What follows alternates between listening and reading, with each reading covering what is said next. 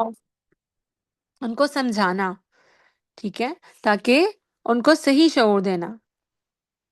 پھر اداروں کو نظر رکھنی پڑے گی کہ بعض اوقات یہ سارے جو غلط نظریات ہیں اس کے پیچھے دشمن انوالو ہوتا ہے، وہ جان بوجھ کر لوگوں کی ذہن سازی کر رہا ہوتا ہے اور ان کی جذباتیت کو، ان کی جہالت کو اس کا استحصال کر رہا ہوتا ہے، ان کو استعمال کر رہا ہوتا ہے۔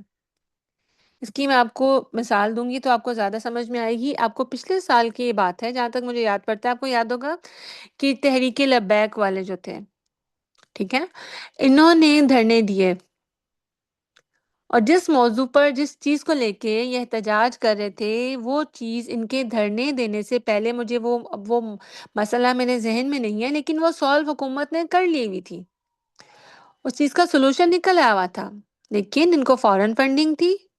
انہوں نے اس چیز کے سالو ہونے کے، حل ہونے کے بعد وجود دھرنے دیے تھے پنڈی اسلام آباد، لاہور میں میرے خیال میں، اور پنڈی اسلام آباد میں۔ تو اس کا رزلٹ کیا ہوا پھر کہ حکومت کو پھر اس کے پاور استعمال کرنی پڑی، ویپن استعمال کرنے پڑے، اور پھر ان کے لوگوں کا قتل ہوا۔ حالانکہ ان کا وہ دھرنا، وہ احتجاج ہی غلط تھا، کیونکہ جس چیز کو بیس بنا کے، جس مسئلے کو بیس بنا کے وہ سب کچھ کر رہے تھے، وہ تو پہلے آلریڈی سالو ہو چکا ہوا تھا۔ یا اس کی تازہ ترین مثال آپ کو یاد ہو کہ بھی کچھ مہینے پہلے جو ایران کے ساتھ اسرائیل کی جنگ ہوئی تھی، اس میں اس جنگ سے پہلے، یا ان دو جنگوں کے بیچ میں انہوں نے کیا کیا تھا؟ انہوں نے کیا کیا کہ ایرانی عوام کی جو غربت اور ان کی جو ہے، ان کے پاس روزگار کا نہ ہونا اور مہنگائی، ان چیزوں کو ایشو بنا کے لوگوں کو یہ سڑکوں پر لے آئے۔ اور اللہ کا فضل ایسا ہوا کہ لوگ ایران، پاکستان کے ساتھ جو ہے، پاکستان کی ملٹری نے بھی ان کو سمجھایا، اور ان کے جو ہے، ان کو انٹیلیجنس شیئرنگ کی جب ان کے ساتھ انفارمیشن، تو یہ کھلا کہ سب کے پیچھے بھی جو تھے اسرائیلیوں کا ہاتھ تھا۔ جب انہوں نے ان کے انٹیلیجنس کو کے تھرو ان کو لوگوں کو پکڑا، تو کیا ہوا کہ جو عوام تھے وہ الگ تھے، اور یہ لوگوں کا پورا نیٹ ورک تھا، ان کو انہوں نے ٹریس کر لیا اور ان کو پکڑ لیا، تو سارا معاملہ رفع دفع ہو گیا، لوگ گھروں کو چلے گئے، کوئی بھی سڑکوں پہ نہیں تھا۔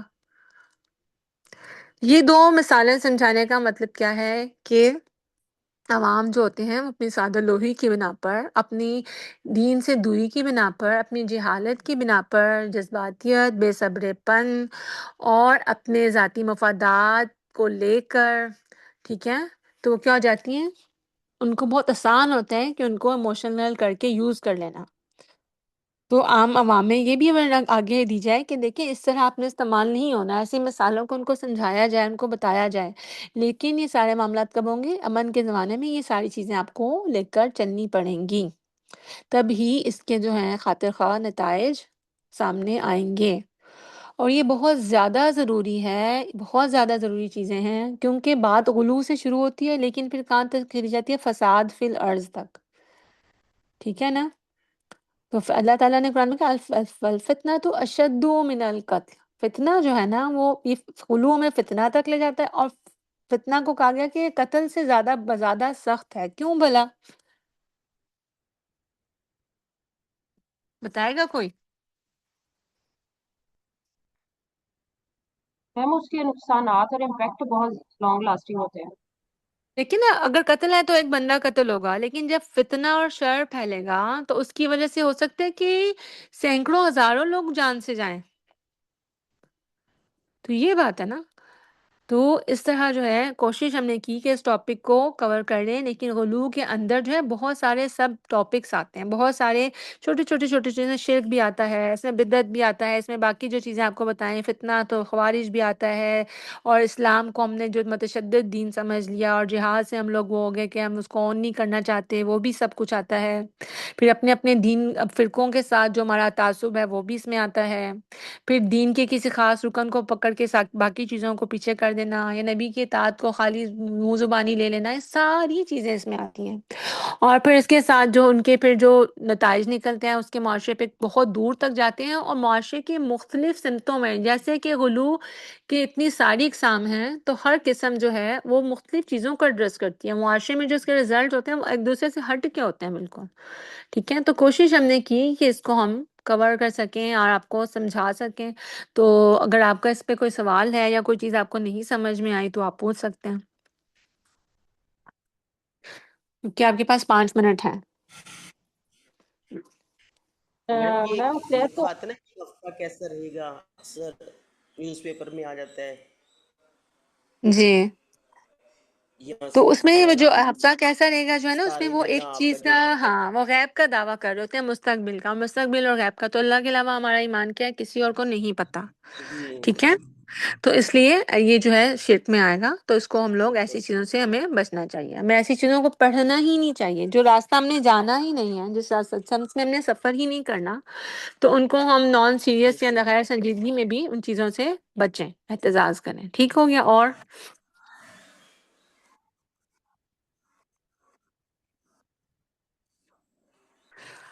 सबसे पहले मुझे बताएं कि आपको शिर्क असगर और अकबर दोनों को मैंने आज दोबारा से डिफरेंशिएट करके बताया कि अलग अलग आपको समझ में आ जाएं, तो वो अल्हम्दुलिल्लाह मुझे उम्मीद है कि आपको पता चल गया होगा।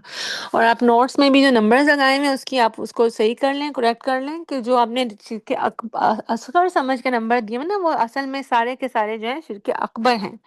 ठीक है। नजर, कुर्बानी और जो सारी चीजें, इस्तिगासा, दुआ करना, ये सारी चीजें। सही हो गया। और गुलू का टॉपिक आपको समझ में आया है, क्योंकि ये एक बहुत ना वसी टॉपिक है, इसमें बहुत सारे टॉपिक्स आ जाते हैं। तो कोशिश तो मैंने अपनी सी की है कि मैं आपको समझा पाऊँ। मैम तो ये जो आपने अभी क्या बताया है कि जो शिर के असबाब लिखे हुए हैं जिसमें कब्रों को मसाजिद बना लेना या ये सब शिर के अकबर ही है ना? लेकिन जो कब्रों का टॉपिक है ना, ये भी शिरक है। ठीक है।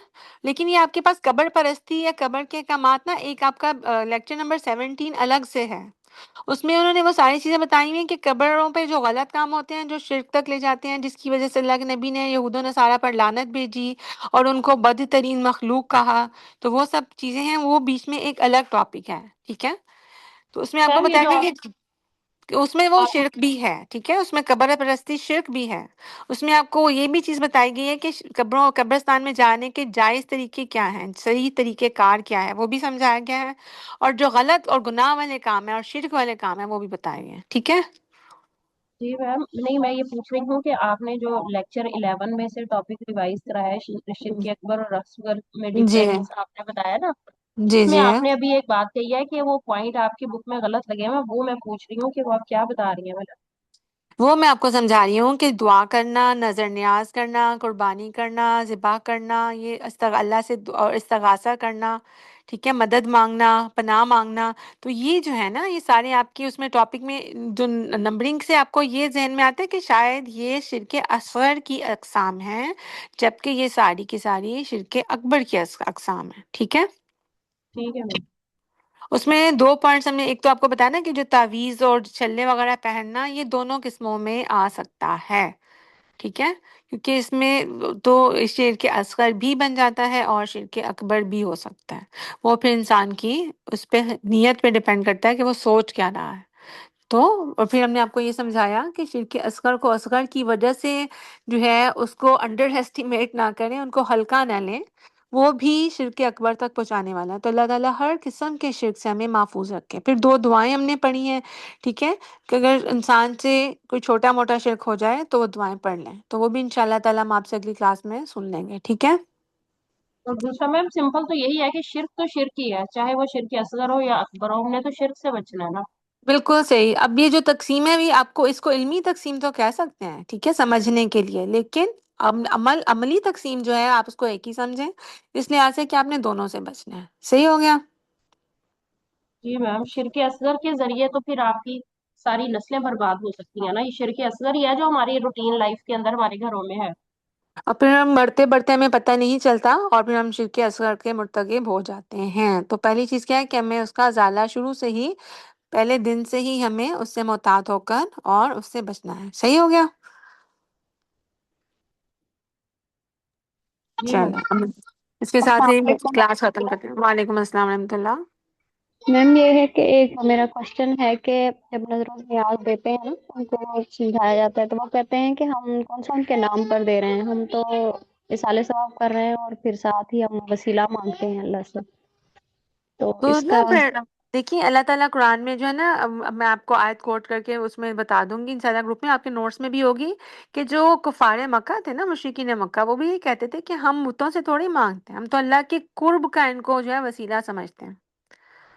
تو مشرکین مکہ بھی یہ نہیں کہتے تھے کہ ہم ان بتوں کی جو ہے ہم ان کو خدا بنایا ہوا ہم نے، حالانکہ شرک تو وہ شرک جی جی۔ اکبر کر رہے تھے، لیکن وہ کیا کہتے تھے کہ ہم ان کو اللہ کی قربت کا ہم نے وسیلہ بنایا ہوا۔ اور پھر دعا میں بھی تو نبی صلی اللہ علیہ وآلہ وسلم کا وسیلہ مانگ رہے ہوتے ہیں نا، کہ ہاں، تو پھر یہ اس دعا میں کا یہ ہے وسیلہ کہ اور ہمیں ان کا پتہ ہونا وسیلہ۔ چاہیے، اب کلاس کا 1 منٹ آپ کا میں زیادہ لے لیتی ہوں، پھر کچھ وسیلے ہیں جو جائز ہیں، 4 یا 5 ہیں، ٹھیک ہے، اس میں جو ہے اللہ کی ذات کا وسیلہ، اللہ کے اسماء اور صفات کا وسیلہ، ان کو وسیلہ پکڑا جا سکتا ہے، اپنے نیک اعمال کا وسیلہ، ٹھیک ہے۔ تو یہ جی 4 میں نے آپ کو بتا دیے، 5واں ایک ہے، میرے اب ذہن میں نہیں آ رہا، 5 چیزیں ہیں جس میں شرک نہیں آتا، آپ ان کو وسیلہ بنا کے اللہ تعالیٰ سے دعا مانگ سکتے ہیں، لیکن اللہ کے نبی کی ذات کا وسیلہ آپ نہیں پکڑ سکتے۔ اس کی آپ ان کو سمجھانے کے لیے بتا سکتے ہیں کہ حضرت عمر فاروق کے زمانے میں رضی اللہ تعالیٰ عنہ جب بارش نہیں ہو رہی تھی، تو آپ نے کہا کہ اللہ کے نبی زندہ تھے تو ہم آپ کے چہرے سے اللہ سے بارش مانگتے تھے، آپ کہتے تھے اللہ کے نبی آپ ہمارے لیے دعا کریں۔ اب اللہ کے نبی فوت ہو گئے ہیں تو ہم اللہ کے نبی کے چچا سے کہتے ہیں کہ اللہ سے دعا کریں کہ اللہ تعالیٰ بارش دے۔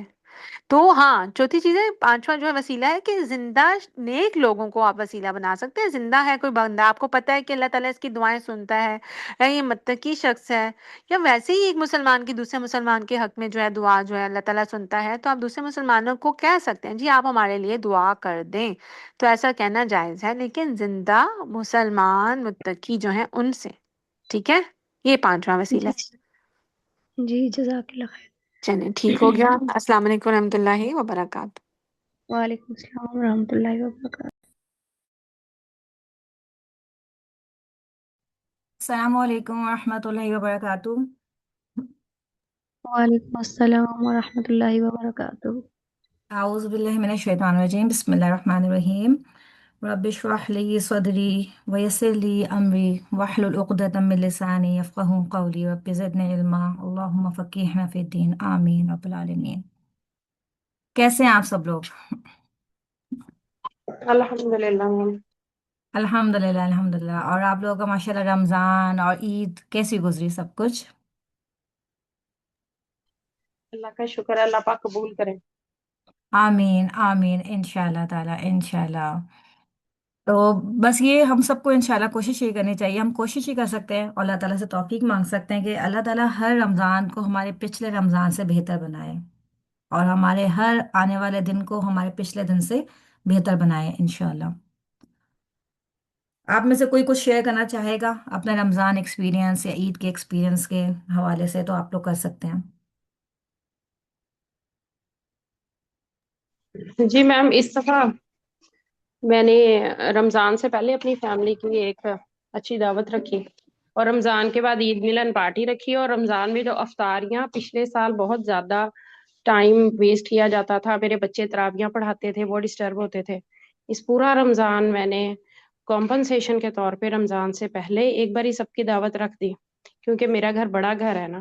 اس کے بعد ایک باری رمضان کے بعد عید ملن پارٹی اچھی سی سب کی رکھ دی، پھر اس کی وجہ سے دوران رمضان جو ہے وہ میرے بچوں کی تراویاں دہرائی قرآن الحمدللہ اچھا ہوا۔ تو یہی پھر الحمد میں ہر للہ۔ اس ماں کو جو قرآن پاک سے جس سے اپنے بچے جوڑے ہوئے ہیں خاص طور پہ، یا جو رمضان اچھا گزارنا چاہتا ہے نا، تو میری یہ ریکویسٹ ہے کہ یہ جو افطاری پروگرامز آپ اس طرح اپنے گھر میں رکھے، جس کو دعوت کا نام دیا، ایک افطاری ہوتی ہے فی سبیل اللہ ریگولر بنتی ہے، ارد گرد جی والے ضرورت مند بھی کھاتے ہیں، غریب غربا بھی بالکل کھاتے ہیں، آپ کے گھر ایک سرکل چل رہا ہوتا ہے، تو اس بالکل۔ سے ہٹ کے جو ہم ایک دعوت والا فنکشن ٹائپ رکھتے ہیں وہ سب اوائڈ کریں، تاکہ بہت سارے لوگوں کی زندگی میں آسانی پیدا ہو۔ ایسا ہی ہے اصل میں، دیکھیے رمضان تو سال میں ایک ہی دفعہ آپ کے پاس آ رہا ہے نا، ایک ہی مہینہ ہے، اور اس کو بھی اگر ہم صرف اس طرح سے آنے جانے اور دعوتوں میں ہی لگا دیں گے نا، تو پھر واقعی پھر بعد میں بہت افسوس ہوتا ہے پھر۔ اور آپ دیکھیے آج کل جو ہم لوگ کرتے ہیں، دیکھیے ایک ہمارا یہ کانسیپٹ ہے کہ روزہ افطار کرنے کا ثواب ہے، اور یہ سوچ کے ہم لوگوں کو اپنے گھروں پہ انوائٹ کیا کرتے تھے ایک زمانے میں، جو اسٹارٹ ہوا ہے وہ اسی کانسیپٹ کے ساتھ اسٹارٹ ہوا تھا کہ روزہ افطار کرنے کا ثواب ہے۔ لیکن آہستہ آہستہ کر کے یہ چیز اتنا دعوت کی شکل اختیار کر گئی ہے کہ جو بیچارہ جس کے گھر پہ افطاری ہوتی ہے وہ تو مطلب کوئی اپنی عبادات پہ فوکس نہیں کر پاتا، اور شاید بہت سے لوگ ایسے ہوں جو اس دن روزہ بھی نہ رکھتے ہوں، کیونکہ ظاہر ہے اتنا زیادہ کچھ آپ کو کام میں پڑ جاتے ہیں۔ या तो ये कि देखें, बेहतरीन तरीका यही होता है कि आप अफ्तारी बना के गरीबों में डिस्ट्रीब्यूट कर दें।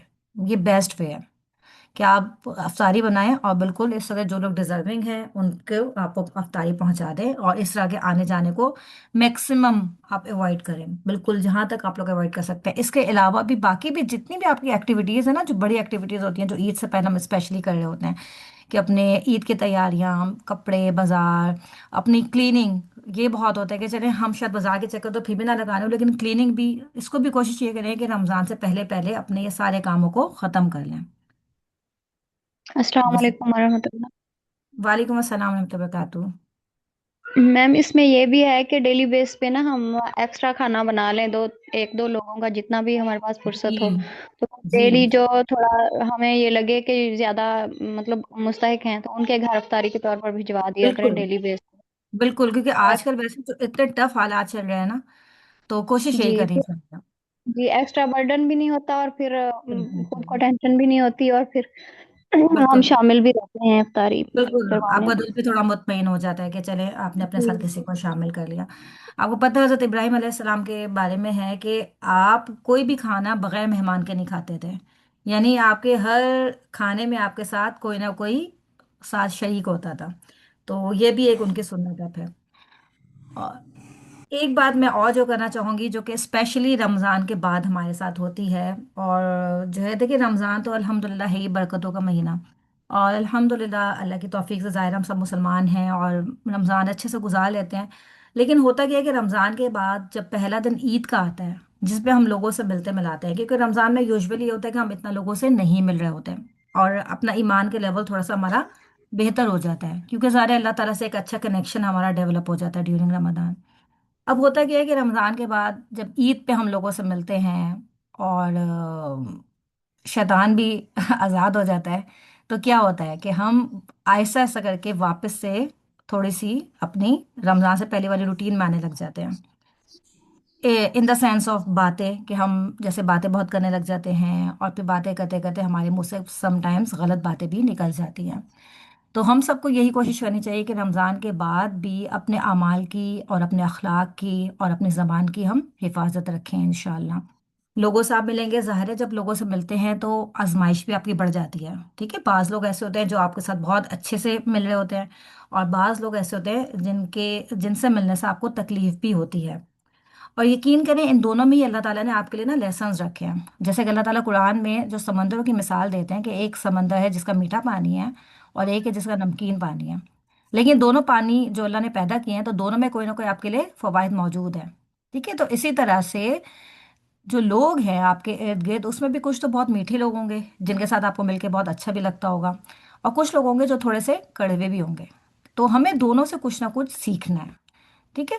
हो सकता है कड़वे लोग ऐसे हों जिनसे आप कतई ताल्लुक ही नहीं कर सकते, ठीक है, हो सकता है वो आपके बिल्कुल रहमी रिश्तेदार हों, तो उनसे भी आप अपना ताल्लुक रखें, और उस ताल्लुक के साथ उनसे कुछ अच्छी बातें सीखते रहें इंशाल्लाह। आपको पता है जैसे कि हज़रत लुकमान के बारे में आता है कि जब आपको पता है ना, हज़रत लुकमान जो है उनका ख़ास तौर पे उनके नाम पे एक सूरत कुरान में नाजिल किया अल्लाह ताला ने, और उनकी हिकमत की स्पेशली अल्लाह ने वहाँ पे उनको अप्रिशिएट किया है, उनकी हिकमत को। तो जब किसी ने उनसे पूछा था कि आपने हिकमत कहाँ से सीखी, तो आपने उनको जवाब दिया था कि मैंने बेवकूफ़ों से हिकमत सीखी है, कि बेवकूफ़ जो काम करते हैं तो मैं वो काम ना करूं। तो हमें भी इस तरह से हर किस्म के लोगों से सीखना चाहिए। जिन लोगों की बातें हमें तकलीफ देती हैं, तो हमें यह सोचना चाहिए कि हम ऐसी बातें फिर नहीं करेंगे। ऐसा ना हो कि हमारी बातों से, इस तरह की जब बातें हम करें तो हम किसी और को हमसे तकलीफ हो। तो अपने ज़बान की हिफाजत जो है ना, ये भी करना बहुत ज़्यादा ज़रूरी है, क्योंकि देखिए अपने अमाल की तो हम फिर भी अल्हम्दुलिल्लाह कर ही रहे होते हैं, अपनी नमाज, अपना रोज़ा, अपना कुरान, ये इंसान कर ही रहा होता है। जो हम फंसते हैं ना, वो लोगों के साथ जो ताल्लुकात है ना, हमारे जो मामलात हैं, उसमें आके हम लोग फंस रहे होते हैं। तो बस ये कि दरगुजर करना सीखें हम सब इंशाल्लाह, क्योंकि देखिए वकफ़ा बिल्लाही हसीबा, कि अल्लाह ताला हिसाब लेने के लिए काफ़ी है। मैं और आप कौन होते हैं किसी का हिसाब लेने के लिए। तो कोशिश ये करनी चाहिए कि अपने मामलात को अल्लाह पे छोड़ें। हाँ, जहाँ पे इस्लाह हो सकती है वहाँ पे ज़रूर आप इस्लाह भी करें, ठीक है, लेकिन इस्लाह को इस्लाह की हद तक ही रखें, यानी वो लड़ाई की हद तक बात ना जाए ना, फिर हम सबको ये कोशिश करनी चाहिए इंशाल्लाह। तो अल्हम्दुलिल्लाह, अल्लाह का शुक्र है, जैसे कि हम लोग फिक़्ह सलाह पढ़ रहे थे, और आई होप कि अब हम सब की नमाज़ें पहले से बेहतर भी हो रही होंगी। और अल्लाह ताला से दुआ है कि अल्लाह ताला आगे भी हमारी नमाज़ों को बेहतरीन बना दे इंशाअल्लाह ताला। आमीन। जी, तो सबसे पहले मैं थोड़ा सा आप लोगों से पूछूंगी ताकि हमारा थोड़ा सा रिव्यू भी हो जाए जो कुछ भी हमने पहले पढ़ा था। आप में से मुझे कौन ये बताएगा कि वाजिबात और जो अरकान होते हैं नमाज के, इनमें क्या फ़र्क है? मुख्तसरन सा कोई बताएगा आप में से? जी मैं, रुकन अदा ना हो तो नमाज फासिद हो जाती है।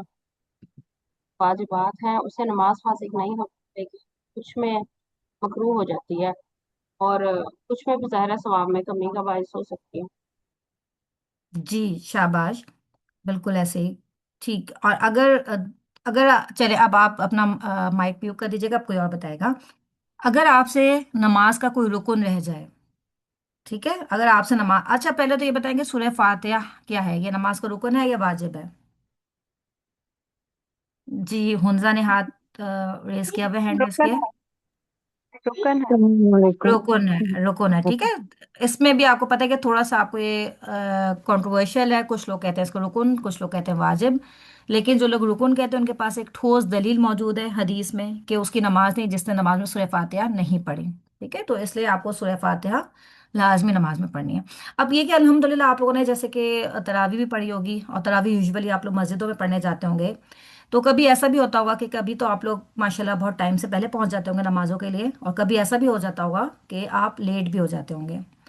तो मुझे ये बताएं कि अगर आप नमाज में, जमात की नमाज में उस वक्त पहुंचे हैं जबकि जो इमाम साहब हैं वो सजदा कर रहे हैं, ठीक है, तो अब आप लाइक उनकी पहली रकात है, वो पहली रकात का सजदा कर रहे हैं, ठीक है, तो अब आपने वो जब रकात ज्वाइन की है तो अब आप अपनी नमाज को किस तरीके से कंप्लीट करेंगे?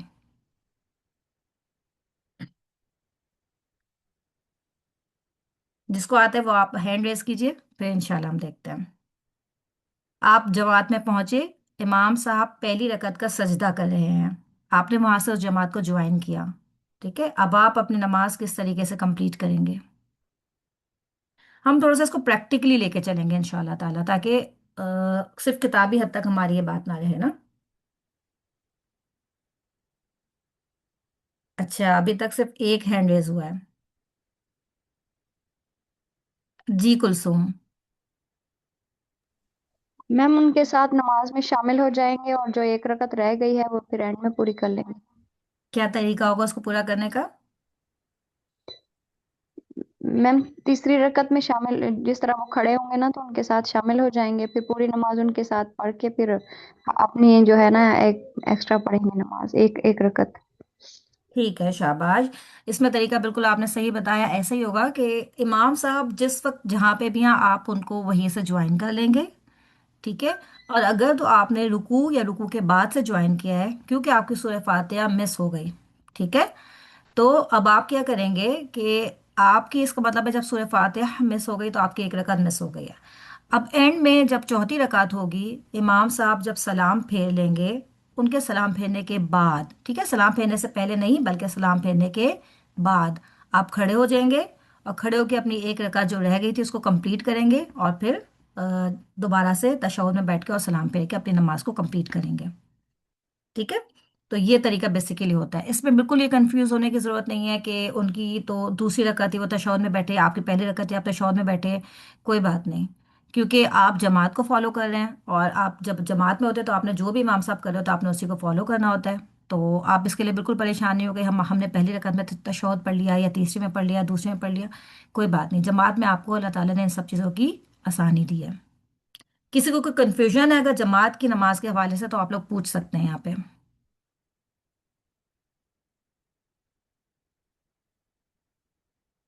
क्योंकि यूजुअली ये होता है कि हम लोग पूरा साल तो नहीं पढ़ रहे होते, लेकिन रमज़ान में स्पेशली तरावी में हम लोग जमात को ज्वाइन करते हैं तो हमें बहुत सी प्रॉब्लम्स इस तरह की आती हैं।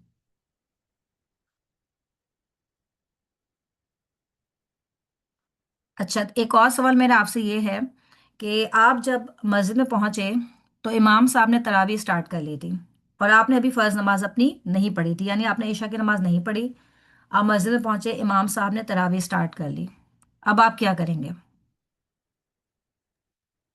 पहले मैम अपनी नमाज पढ़ेंगे। अपनी नमाज आप अलग से पढ़ेंगे या इमाम साहब के पीछे पढ़ेंगे? नहीं मैम, अपनी नमाज अपनी अलग से पढ़ेंगे क्योंकि इमाम साहब तो पहले पढ़ चुके हैं ना। अच्छा ठीक है, बाकी और कोई?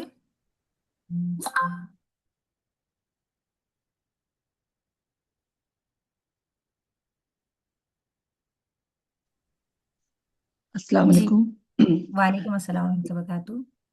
मतलब वो तरावी की रेखत ज्वाइन करके उसी को मतलब है सलाम फेरने के बाद, मतलब तशहुद के बाद सलाम जब फेर लेंगे उसके बाद फिर खड़े होकर अपनी नमाज कंप्लीट कर लेंगे। शाबाश, बिल्कुल अल्हम्दुलिल्लाह। यानी जो अब तरावी देखिए, इमाम साहब तरावी पढ़ा रहे हैं, ठीक है, वो उनकी नफिल नमाज है।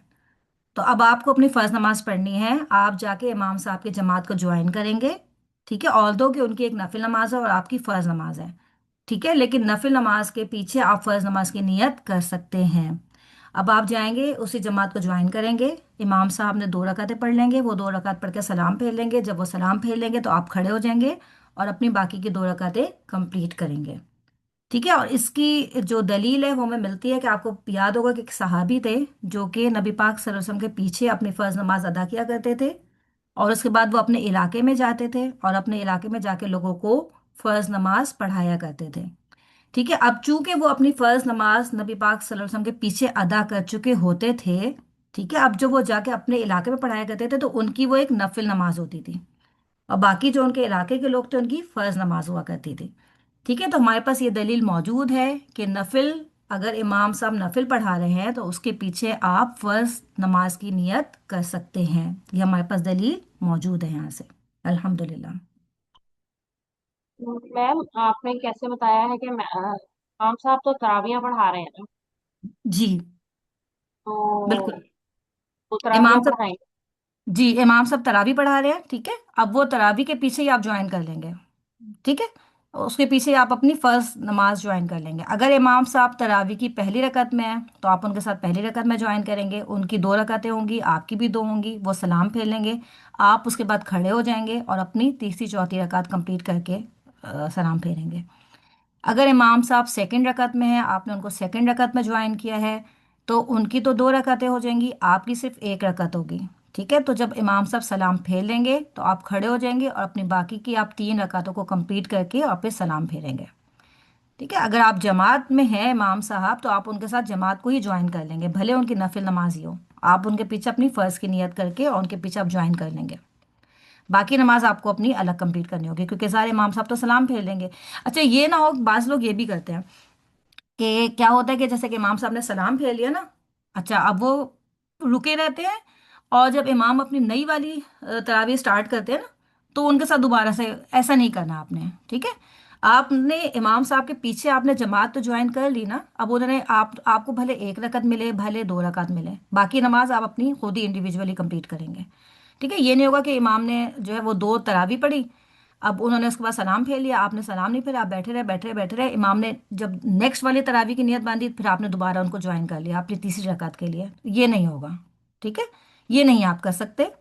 लेकिन जो तरीका पहले आपको बताया कि आपने इमाम साहब को जब बस ज्वाइन कर लिया और उनकी 2 रकात के बाद जब उन्होंने सलाम फेरा तो आप नॉर्मल खड़े हो गए और खड़े होकर आपने अपनी बाकी की नमाज को कंप्लीट किया, ये तरीका हमें सुन्नत से मिलता है। अगर अभी भी किसी को कन्फ्यूजन है तो आप लोग पूछ सकते हैं दोबारा से।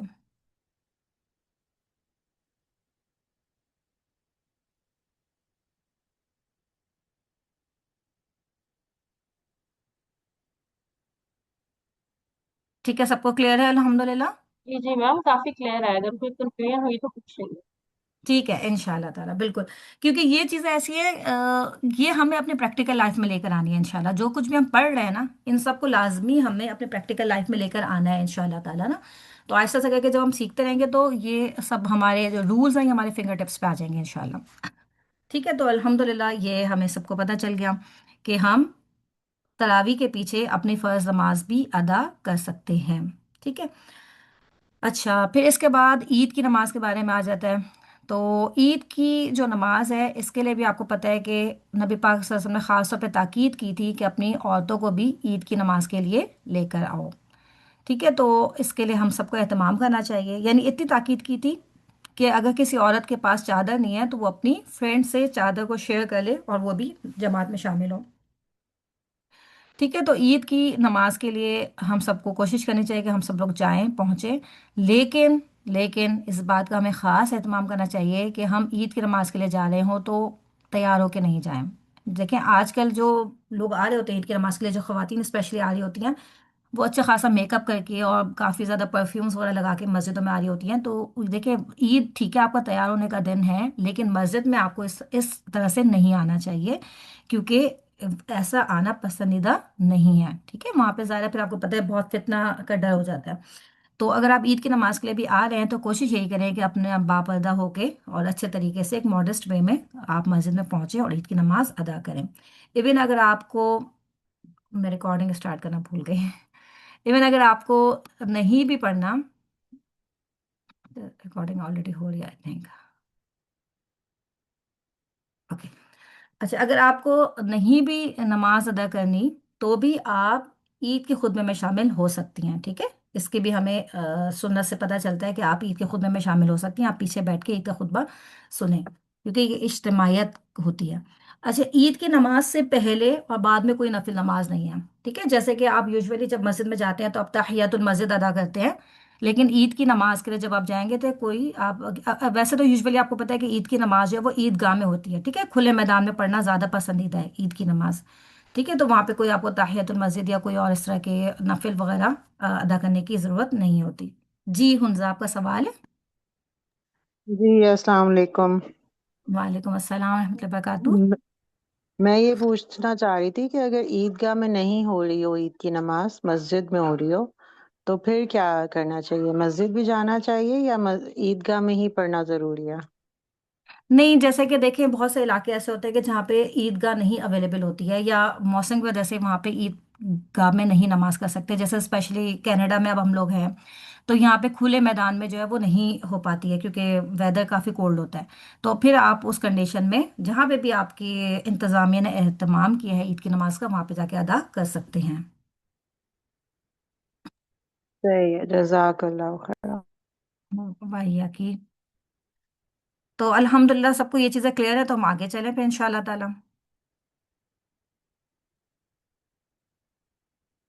جی میم ٹھیک ہے، انشاءاللہ انشاءاللہ، باقی کسی کو کوئی سوال ہو تو آپ لوگ پرسنل میں بھی مجھ سے پوچھ سکتے ہیں، کیونکہ تراویح میں نا اکثر ہم خواتین کو تھوڑی سی پرابلمس ہوتی ہیں، کیونکہ ظاہر ہم لوگ سارا سال اتنا زیادہ جماعت سے نماز نہیں ادا کر رہے ہوتے، اور جب ہم تراویح میں جاتے ہیں تو ہمیں کچھ پرابلمس اس طرح کی ہوتی ہیں، تو آپ لوگ پوچھ سکتے ہیں انشاءاللہ۔ جی میم اچھا، تراویح میں اکثر ہی خواتین کو نہیں آئیڈیا ہوتا، جیسے آج میں نے یہ بات غلط بتائی ہے کہ ہمارے میں سے مجھے لگ رہا تھا کہ پہلے فرض نماز آپ پڑھیں اور اس کے بعد تراویح میں شامل، مجھے بالکل آج ہمیں بھی نہیں پتا تھا آپ بالکل صحیح کہہ رہی ہیں، پہلے ہمیں بھی نہیں پتا تھا، اور بس وہی بات ہے، آہستہ سے کر کے ہم سیکھ رہے ہوتے ہیں چیزیں، تو ہمیں پتہ چلتا ہے پھر اچھا اللہ میم تعالیٰ عید کی ہم۔ نماز کا بتائیں، جیسے ہمارے تو ایریا میں مساجد کے اندر مرد حضرات نہیں اتنا پسند کرتے نا، حالانکہ میں لاہور میں ہوتی ہوں، لیکن ہوں، ایک گھر میں ہی عید کی نماز ہوتی ہے، وہاں پر ایک خاتون ہی امامت کرواتی ہیں اور ساری جو نیبرز ہیں نا ان کے گھر جی نماز پڑھ، اس کے بارے میں تھوڑا، کچھ لوگ کہتے ہیں یہ بدعت ہے، جی، لیکن سارے مرد پھر نہیں لے کے جاتے نا ہمیں وہ مسجدوں تو میں کوئی یا اس بات طرح۔ نہیں، دیکھیں جتنا میرا علم ہے اور میں نے اپنی جو ریسرچز کی ہیں اس کے حوالے سے، تو اس میں ہے کہ عید کی نماز جو ہے وہ عید گاہ میں ہی ہے، ٹھیک ہے، یعنی عید گاہ یا جو بھی مسجد میں آپ اہتمام ہوتا ہے، گھر میں عید کی نماز کا نہیں کانسیپٹ موجود۔ ہم بھی ایک زمانے میں جو نا بڑا اہتمام کر کے گھر میں عید کی نماز پڑھا کرتے تھے نا، جب ہمیں بھی علم نہیں تھا، لیکن جب بعد میں پڑھا تو پتہ چلا کہ نہیں، گھر میں، کیونکہ دیکھیں فرض تو ہے نہیں، اگر آپ کو ظاہر ہے آپ نے فتنہ بھی کریٹ نہیں کرنا، اگر آپ کے مرد نہیں پسند کرتے، ویسے تو آپ دیکھیں ان کو آہستہ سے کر کے کنونس کریں نبی پاک صلی اللہ علیہ وسلم کی احادیث سنا کے۔ بیسیکلی ہوتا کیا ہے کہ آپ لوگ، میں بات نہیں کر رہی، میں بہت جنرل ایک بات کر رہی ہوں کہ عورتوں کو میں نے جو دیکھا نا وہ مسجد میں بہت تیار ہو کے آ رہی ہوتی ہیں، تو یہ چیز بھی مردوں کو اچھی نہیں لگتی، کیونکہ ظاہر ہے آپ دیکھیں مرد پھر اٹریکٹ ہو رہے ہوتے ہیں نا عورتوں کی طرف، وہ اچھا خاصا تیار ہو کے مسجدوں میں آ رہی ہوتی ہیں، پھر مسجدوں سے نکلنے کا جو طریقہ ہوتا ہے وہ سب گھٹ مٹ سب گھل مل ہوتے ہیں، تو یہ سب پسندیدہ نہیں ہوتا نا، بہت اچھے طریقے سے ایک ماڈسٹ وے میں آنا چاہیے۔ اور اگر فتنے کا ڈر ہے، آپ کے گھر میں کوئی پرابلمس ہو رہی ہیں کہ آپ کے مردوں کو نہیں پسند ہے، تو پھر آپ کوئی بات نہیں، تھوڑے ٹائم کے لیے اس کو اگنور کر لیں، اور پھر آہستہ سے کر کے ان کو کنوینس کرنے کی کوشش کریں کہ مطلب اس کی نبی پاک صلی اللہ علیہ وسلم نے بھی تاکید کی ہے، ٹھیک ہے، لیکن فتنہ نہیں کرنا، اور گھر میں جو ہے پھر نہیں ہے عید کی نماز کا کانسیپٹ کہ آپ گھر میں پڑھیں گے، ٹھیک ہے، گھر میں نہیں آپ پڑھ سکتے، اگر میم وہ آپ جا ہمیں رہے لاجک یہ اب ویسے जो मेरे हस्बैंड है वो भी मैम उन्होंने दरसे निजामी का शॉर्ट कोर्स किया हुआ है जो 4 साल वाला। जी वो जी। ये कहते हैं कि ईद असल में शुक्राने के नफल होते हैं। तो आप बजाय छोटे बच्चे हैं बुजुर्ग हैं घर में, जैसे बीमार है मेरी मदर इन लॉ, ये जी। ज्यादा बेहतर है। बच्चे और अम्मी को थोड़ी देर के लिए जैसे घर में है वो छोड़ के आप नेपर में नमाज हो रही है उधर पढ़ के आप जल्दी वापस आ जाओगी। हम वहां पे जब ईदगाह में जाते हैं वहां इतने रिश्तेदार ये वो इतने मर्द होते हैं, तो फिर हम लोगों को मिलते मिलाते तो लग जाते हैं 2 घंटे। तो इसलिए हम्म। बेहतर है कि आप नेबर में पढ़ के आके फिर अपना घर दोबारा संभाल लिया करें। तो इस लॉजिक के तहत मैं कहती हूँ ठीक है चले शुक्राने की नफल है, खातन मिल के इकट्ठे पढ़ लेती हैं। लेकिन मुझे किसी ने कहा कि ये बिदत है, तो बिदत पे आके दिल बहुत डर गया कि अच्छा ये जी वाकई मैं बेहतर है कि आपको घर बिल्कुल में पढ़ लूँ। इस जी जी जी, नहीं मैं आपको इसके बारे में जो मेरी है ना रिसर्च, इंशाल्लाह मैं आपको वो शेयर भी कर दूंगी पर्सनल मेरा, क्योंकि मैंने भी खुद इसके बारे में यही पढ़ा था कि ये हमें कहीं इसका कॉन्सेप्ट मिलता नहीं है ईद की नमाज का घर में पढ़ने का ना, और बाकायदा से तो जमात करवा के तो बिल्कुल भी नहीं मिलता इस तरह से। तो यानी हमें जो भी काम हम करें ना, हमें देखना पड़ता है कि नबी पाक सल्लल्लाहु अलैहि वसल्लम की ज़िंदगी में कभी आपने किया या आपके सामने किसी और ने किया तो आपने उस पर खामोशी अख्तियार की, जैसे कि आपने हदीस के आपने जो मुख्तलिफ इकसाम पढ़ी है ना, तकरीरी हदीस यही होती है। तो अगर आपके ज़माने में ऐसा हुआ कि ख़वातीन ने ऐसे घर में नमाजों का एहतमाम किया और आपने उस पर खामोशी अख्तियार की, तो फिर हम ये कर सकते हैं। लेकिन चूंकि हमें वहाँ से कोई ऐसा कभी वाक़या नहीं मिलता कि ऐसा कभी हुआ हो, तो इसलिए फिर इसको हम इस तरह से ना ही करें तो फिर बेहतर है ना। बाकी है कि अगर आपके पास भी कोई दलील हो या आपके हस्बैंड के पास, तो आप वो मुझसे शेयर कर सकती हैं, और मैं भी इंशाल्लाह ताला जो मेरी है दलाइल वो भी मैं आपसे शेयर कर लूंगी। ठीक है इंशाल्लाह। इसके बाद आज हम इंशाल्लाह स्टार्ट करेंगे अपने जुमा की नमाज के बारे में। तो जो जुमा है इसको दो तरीकों से पढ़ा जाता है, जुमा भी और जुमा भी, यानी मीम पे साकिन के साथ भी और मीम पे दम्मा के साथ भी। जुमा और जुमुआ दोनों तरह इसको पढ़ना जायज़ है। और बेसिकली जैसे कि आपको नाम से ही पता चल रहा है अल्हम्दुलिल्लाह के इसका जमात जमा करना, इससे ये लफ्ज़ निकला है। ठीक है, क्योंकि आपको पता है कि जुमे के दिन लोग स्पेशली ज़्यादा एहतमाम के साथ नमाज के लिए निकलते हैं, इसलिए इस दिन को जुमा या जुमुआ कहा जाता है। मुख्तलिफ अकवाल हैं, सहाबा कराम के बारे में भी आता है कि उन्होंने लोगों को जमा किया था इस दिन नमाज के लिए और ये वो। लेकिन ये कि सबसे जो राज कौल है वो यही है कि अल्लाह ताला ने आदम अलैहिस्सलाम को जुमे के दिन पैदा किया, और आदम अलैहिस्सलाम की जो पूरी तख्लीक थी उसको भी अल्लाह ताला ने जुमे के दिन ही जमा किया था। और इसी वजह से हम जुमे के दिन को जुमा यानी जमा करने का दिन कहा जाता है। अच्छा, अब जुमे के दिन की कुछ स्पेशलिटीज़ होती हैं, कुछ ख़ास एहतमाम होता है, कुछ सुन्नतें होती हैं। तो हम सबको भी कोशिश ये करनी चाहिए कि हम उन सुन्नतों को फॉलो करें।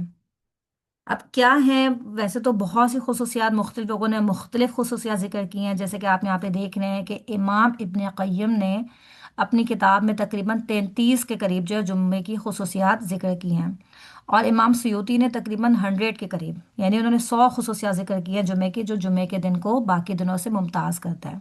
ठीक है, लेकिन यहाँ पे हम सिर्फ कुछ शेयर करेंगे आपसे कि ये हफ्ते की ईद कहलाती है। ठीक है, यानी जुमे के दिन को पूरे हफ्ते की एक ईद कहा जाता है।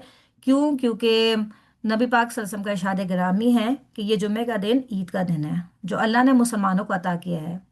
जो आदमी जुमे के दिन आए उसे गुस्ल करना चाहिए, अगर इसके पास खुशबू हो तो वो खुशबू भी लगाए, और मिसवाक करके भी जुमे के दिन हाजिर हो। ठीक है, ये एक हदीस का मफहूम भी मैंने आपको बताया। इसके अलावा जो जुमे के दिन जो ख़ास तौर पर नमाज जुमा अदा की जाती है उसका शुमार अजीम तरीन नमाजों में होता है।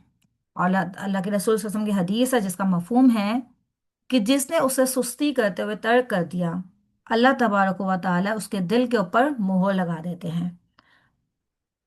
ठीक है, तो कोशिश यही करनी चाहिए मर्दों को स्पेशली कि वो जुमे की नमाज के लिए हाजिर हों। अच्छा, यहाँ पे एक छोटा सा सवाल आप लोगों से है कि जुमे के दिन जुमे की जो नमाज पढ़ी जाती है, हो सकता है आप में से भी कभी किसी ने अटेंड की हो, तो वो 2 रकातें होती हैं नमाज की। तो क्या जुमे के दिन जुमे की नमाज भी पढ़ी जाए और जोहर की नमाज भी पढ़ी जाए, या सिर्फ जुमा ही किफायत कर जाता है? सिर्फ जुम्मा ही जुमा ही कफायत। जुमा ही किफायत कर जाता है। अल्हम्दुलिल्लाह, ठीक है, सिर्फ जुमे की किफायत कर जाता है जुमे के दिन, क्योंकि बाज़ लोगों का ये कॉन्सेप्ट है कि जुमे के अलावा ظہر کی نماز ہی پڑھی جاتی ہے، ٹھیک ہے، لیکن جمعہ ہی آپ کو کفایت کر جاتا ہے الحمدللہ۔ اور اس کے لیے بیسیکلی ضروری کیا ہوتا ہے کہ آپ خطبہ سنیں، ٹھیک ہے، کیونکہ ویسے تو آپ دیکھیں چھوٹی سی نماز ہے، صرف 2 نفل ہی ہوتے ہیں، اس میں 2 رکعتیں ہی ہوتی ہیں صرف، تو کوشش یہ کرنی چاہیے کہ آپ خطبہ ضرور سنیں جمعے کے دن اگر کوئی جا رہا ہے نماز اٹینڈ کرنے۔ اس کے علاوہ جو جمعے کی خصوصیات ہے اس میں ایک یہ بھی ہے کہ اس میں آپ کی تخلیق جمع کی گئی تھی۔ پھر یہ کہ اسی میں سور بھی پھونکا جائے گا، ٹھیک ہے، آپ کو پتہ ہے کہ قیامت کے قریب جو ایسا سور پھونکا جائے گا، اور ایک سور، پہلا سور ایسا پھونکا جائے گا جس سے جتنے بھی لوگ موجود ہوں گے وہ سب کے سب بے ہوش ہو جائیں گے، اور اسی دن یعنی جمعے کے دن ہی دوبارہ سے سور پھونکا جائے گا جس میں لوگ بے ہوشی کے بعد دوبارہ کھڑے ہوں گے، یعنی جو پہلا سور پھونکا جائے گا اس وقت دنیا میں جتنے بھی لوگ موجود ہوں گے وہ سب کے سب بے ہوش ہو جائیں گے، اور پھر جب دوبارہ دوسری دفعہ جب سور پھونکا جائے گا تو جتنے بھی لوگ ہیں یعنی پہلے دن سے لے کے اس دن تک اپنی قبروں سے بھی اٹھ کھڑے ہوں گے۔ اور جیسے کہ ایک حدیث میں بھی آتا ہے کہ حضرت اوس بن اوس رضی اللہ تعالیٰ عنہ کی ایک حدیث ہے جس میں نبی پاک صلی اللہ علیہ وسلم نے فرمایا، جس کا مفہوم ہے کہ تمہارے دنوں میں سے افضل ترین جمعے کا دن ہے، اس میں آدم علیہ السلام کی تخلیق ہوئی، اسی میں سور پھونکا جائے گا، اور اسی میں دوبارہ سور پھونکا جائے گا جب لوگ بے ہوش ہونے کے بعد دوبارہ اٹھ کھڑے ہوں گے۔ اللہ تعالیٰ ہم سب کو اس دن کی جو ایک مشکل وقت ہوگا بہت زیادہ، اللہ تعالیٰ ہم سب کو اس دن استقامت اختیار کرنے کی توفیق دے، اللہ تعالیٰ ہم سب کو اس دن ثابت قدمی عطا کرے، اور اللہ تعالیٰ اپنے عیش کے سائے تلے ہم سب کو جگہ دے انشاءاللہ، آمین آمین۔ جمعے کے دن کی ایک اور خصوصیت یہ بھی ہے کہ اسی دن میں آدم علیہ السلام کو جنت میں، یعنی ان کو جو داخل کیا گیا وہ بھی اسی دن میں داخل کیا گیا تھا، اور اسی دن ان کو جنت سے نکالا بھی کیا تھا، ٹھیک ہے، اور اس کے بارے میں بھی آپ کے پاس حدیث موجود ہے جس کا مفہوم ہے کہ جمعے کا دن بہترین دن ہے جس میں سورج طلوع ہوتا ہے، یہ وہی دن ہے جس میں آدم علیہ السلام کو پیدا کیا گیا، اسی دن اللہ تعالیٰ نے آدم علیہ السلام کو جنت میں داخل کیا، اور اسی دن اللہ تعالیٰ نے آدم علیہ السلام کو جنت سے نکالا، اور اسی دن قیامت بھی قائم ہوگی۔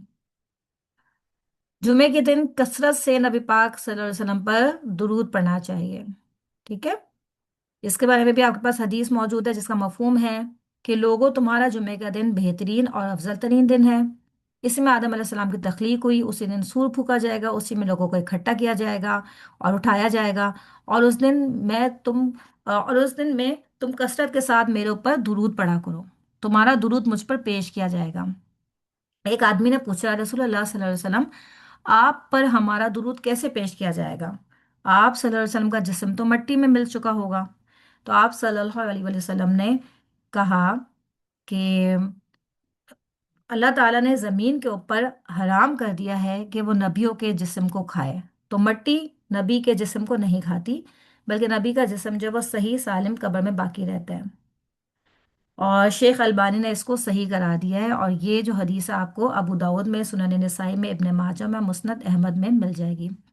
اور آپ یہ دیکھیں کہ ہمیں زیادہ سے زیادہ جمعے کے دن نبی پاک صلی اللہ علیہ وسلم پر درود بھیجنا چاہیے، کیونکہ یہ ہمارا ان سے جو محبت اس کا تقاضا بھی ہے، اور ان شاء اللہ تعالیٰ یہ نبی پاک صلی اللہ علیہ وسلم کی شفاعت حاصل کرنے کا ذریعہ بھی ہے، ٹھیک ہے۔ اور آپ نے دیکھا ہوگا کہ جب لوگ عمرہ کرنے یا حج کرنے جا رہے ہوتے ہیں نا، تو کچھ لوگ ایسے ہوتے ہیں جو کہ کہتے ہیں کہ ہمارا سلام اور ہمارا درود وہاں پہ بھیجیے گا جا کے، تو یہ چیز بھی بدعت میں آ جاتی ہے، ایسا کرنے کی ضرورت نہیں ہے۔ دیکھیں آپ جہاں پہ بھی موجود ہوں گے نا، دنیا کے کسی بھی کونے میں آپ موجود ہوں، آپ نبی پاک صلی اللہ علیہ وسلم پہ سلام اور درود بھیجیں گے نا تو وہ ان تک پہنچایا جائے گا، ٹھیک ہے۔ یہ ضروری نہیں کہ آپ جو عمرہ کرنے جا رہا ہوتا ہے یا حج کرنے جا رہا ہوتا ہے تو آپ لوگ اس سے کوئی کہے، تو یہ چیز صحیح نہیں ہے، ٹھیک ہے۔ آپ جہاں پہ بھی ہوں گے آپ وہیں پہ اپنی جگہ پہ موجود ہوتے ہوئے درود بھی پڑھیں اور اس طرح سے دعا بھی کریں، تو انشاءاللہ آپ کی دعا قبول ہوگی۔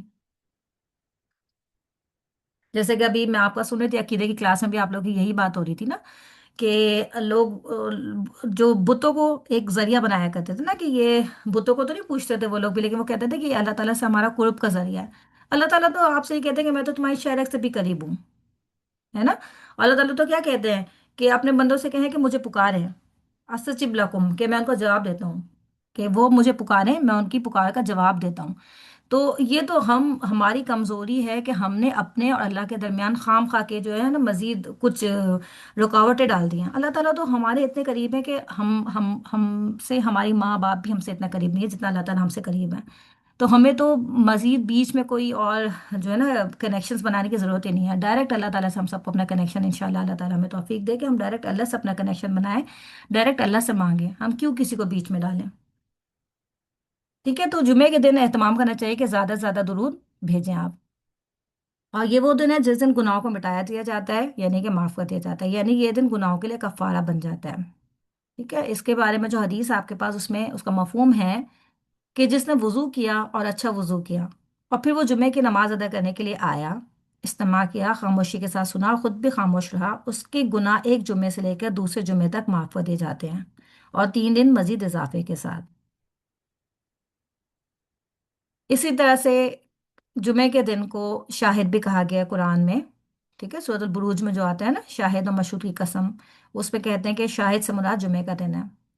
اور اس سب سے جو اسپیشل ایک اور بات ہے اس دن کی، وہ یہ ہے کہ اس دن میں ایک ایسی گھڑی موجود ہے، ایک ایسا وقت ہے، ایک ایسا لمحہ ہے، ایک ایسا ٹائم ہے جس میں آپ کی دعائیں اللہ تعالیٰ قبول کرتے ہیں. اس کے بارے میں بھی آپ کے پاس حدیث موجود ہے جس کا مفہوم ہے کہ اس جمعے کے دن میں ایک گھڑی ایسی ہے جس میں کوئی بھی مسلمان بندہ اس گھڑی کی موافقت کرتا ہے، یعنی اس گھڑی کو پا لیتا ہے، اس حال میں کہ وہ نماز پڑھ رہا ہوتا ہے یا وہ اللہ سے سوال کرتا ہے، تو وہ اللہ تعالیٰ سے جو کچھ بھی مانگتا ہے تو اللہ تعالیٰ اس کو وہی دے دیتے ہیں. کتنی پیاری بات ہے. تو اس میں ہمیں کوشش یہ کرنی چاہیے کہ جمعے کے دن کا بھی ہم خاص اہتمام کریں، اور اللہ تعالیٰ سے جتنے آپ دعائیں مانگ سکتے ہیں، درود پڑھ سکتے ہیں، اور نمازیں جیسے پڑھیں، تو یہ کوئی نہ کوئی گھڑی ہو سکتا ہے آپ اس گھڑی کو پا لیں جس میں آپ کی دعاؤں کو پھر اللہ تعالیٰ قبول فرماتے ہیں. ٹھیک ہے، اور کہا جاتا ہے کہ وہ گھڑی بہت چھوٹی سی گھڑی ہے، اور اس کے بارے میں مختلف اقوال آپ کو ملتے ہیں کہ وہ گھڑی کس ٹائم پہ آتی ہے. کچھ کچھ یہ کہتے ہیں جو سب سے زیادہ اوتھینٹک کچھ آپ کو ملتے ہیں، بٹ اسٹل کوئی کنفرم نہیں ہے یہ. ٹھیک ہے، لیکن جو سب سے زیادہ آپ کو قریب ملتے ہیں کہ وہ گھڑی وہ ہے جب امام ممبر پہ بیٹھتے ہیں اور وہاں سے لے کے نماز ختم ہونے تک کی جو گھڑی ہے. ٹھیک ہے، یعنی امام جب خطبے کے لیے ممبر پہ بیٹھے اور اس وقت سے لے کے جب تک کہ وہ نماز کو کمپلیٹ کرتے ہیں، یہ آپ کی وہ گھڑی ہے جس میں دعائیں قبول ہوتی ہیں. اسی طرح سے کہیں اور سے آپ کو مختلف، جیسے کہ علماء نے مختلف احادیث کی بیس پہ یہ 2 پوائنٹس بتائے ہیں کہ کچھ لوگ یہ کہتے ہیں کہ وہ گھڑی عصر سے لے کر مغرب تک کا جو ٹائم ہوتا ہے نا سورج غروب ہونے کا، وہ گھڑی ہے. تو خیر کوئی بھی گھڑی ہو، ہمیں یہ کوشش کرنی چاہیے کہ جتنا ہم میکسیمم کر سکتے ہیں اپنے طور پہ اللہ کی عبادت، درود و سلام اور دعائیں وہ ہم کریں انشاءاللہ تعالی. اب ہم دیکھیں گے کہ جمعے کے دن کون سے کام کرنا مستحب ہے اور کون سے کام کرنا مکروہ ہے. مکروہ اعمال پہلے ہم دیکھ لیتے ہیں. تو جمعے کے دن کو روزے کے لیے خاص کرنا، جیسے کہ حدیث پاک میں آتا ہے، حضرت ابو ہریرہ رضی اللہ تعالیٰ عنہ ایک حدیث بیان کرتے ہیں کہ آپ صلی اللہ علیہ وسلم نے فرمایا، جس کا مفہوم ہے کہ جمعے کی رات کو قیام کے لیے خاص نہ کرو اور جمعے کے دن کو روزے کے لیے خاص نہ کرو. ٹھیک ہے، یعنی ایک تو ہوتا ہے نا کہ جب آپ روٹین میں روزے رکھ رہے ہیں، یعنی کہ ایام 20 کے روزے ہیں، یا ہو سکتا ہے آپ اپنے قضا روزہ رکھ رہے ہوں، اس میں اگر آپ کے بیچ میں جمعے کا دن آ جاتا ہے تو اٹس اوکے، کوئی مسئلہ نہیں، آپ روزہ رکھ سکتے ہیں. لیکن بعض لوگ اسپیشلی اہتمام کر کے پورے ہفتے اگر نہیں بھی روزہ رکھتے، وہ اسپیشلی جمعے کا دن کا روزہ رکھتے ہیں، یا اسپیشلی جمعے جو جمعرات اور جمعے کی بیچ کی رات ہوتی ہے اس میں عبادت کرتے ہیں. تو یہ کسی خاص حدیث سے ثابت نہیں ہے. ٹھیک ہے، یہ اپنی طرف سے یہ ایک ایڈیشنل چیز ہے. تو اگر آپ کے روٹین میں آپ روزے رکھ رہے ہیں، جیسے صوم داؤدی ہے کہ حضرت داؤد علیہ السلام ایک دن روزہ رکھا کرتے تھے، ایک دن افطار کیا کرتے تھے، اگر آپ صوم داؤدی رکھ رہے ہیں اور آپ کے پاس جمعے کا دن آ رہا ہے، اور وہ تو آئے گا ظاہر ہے جب آپ رکھیں گے، تو اس میں کوئی مسئلہ نہیں ہے. لیکن خاص کرنا، اس نیت کے ساتھ کرنا کہ جمعے کے دن کے روزے کا زیادہ ثواب ہے، وہ چیز درست نہیں ہے. یہاں پہ آپ دیکھیں حضرت ابو ہریرہ رضی اللہ تعالیٰ عنہ کا ذکر ہے، اور اس دن میں پڑھ رہی تھی ان کے بارے میں کہ یہ ہجرت کے بھی تقریباً 7th ایئر میں، یعنی 7واں سال جو تھا ہجرت کا، اس وقت یہ ایمان لے کر آئے تھے. اور اس کے بعد آپ یہ دیکھیں کہ 3 سال ان کو ملے تھے، 3 یا 3.5 سال کر لیں چلیں، اتنے سال ان کو ملے تھے. لیکن احادیث آپ دیکھیں کہ سب سے زیادہ ان سے مروی ہے، کیونکہ انہوں نے اپنے آپ کو وقف کر دیا تھا اس علم کے لیے. اور آپ یہ دیکھیں کہ مطلب جو کہتے ہیں نا وقت کا صحیح استعمال کرنا، کہ 3 سال کی مدت میں آپ نے اتنا نبی پاک صلی اللہ علیہ وسلم کے ساتھ وقت گزارا کہ اتنا زیادہ آپ سے احادیث مروی ہیں. تو یہ ہوتا وقت کا صحیح استعمال. اللہ تعالیٰ ہم سب کو بھی اس بات کی توفیق دیں انشاءاللہ اپنے وقت کی حفاظت کرنے کی. آمین. ठीक है, तो जुमे के दिन को खास करना सही नहीं है, लेकिन अगर आप रूटीन के रोजे रख रहे हैं वो आप रख सकते हैं। इसके अलावा जो कुछ मुस्तहब अमाल हैं जो हमें मुख्तलिफ नबी पाक सल्लल्लाहु अलैहि वसल्लम की ज़िंदगी से, आपकी सुन्नत से जो पता चलते हैं, वो ये हैं कि नबी पाक सल्लल्लाहु अलैहि वसल्लम जुमे के दिन फजर की नमाज में सूरत सजदा और सूरत दहर, इन दोनों की नमाज में तलावत किया करते थे। ठीक है, ये सूरह अलिफ लाम मीम सजदा और सूरह दहर, इन दोनों की। फिर इसके अलावा रसूल पाक सल्लल्लाहु अलैहि वसल्लम को कसरत से दुरूद भेजना, ये तो हम पहले भी बात कर चुके हैं। फिर सूरह कहाफ की तिलावत करना। ठीक है, इसके भी आपको पता है बहुत फजीलत है। जो सूरह कहाफ की तिलावत करता है, एक जुम्मे से लेकर दूसरे जुम्मे तक उसके गुनाह माफ कर दिए जाते हैं, अल्लाह ताला उसके लिए एक नूर पैदा कर देते हैं। बहुत फजीलत है इसकी भी। और आपको पता है कि जो रेगुलर जुम्मे के दिन सूरह कहाफ पढ़ता है, इंशाल्लाह इंशाल्लाह अल्लाह ताला उसको दज्जाल के फितने से भी महफूज रखेंगे।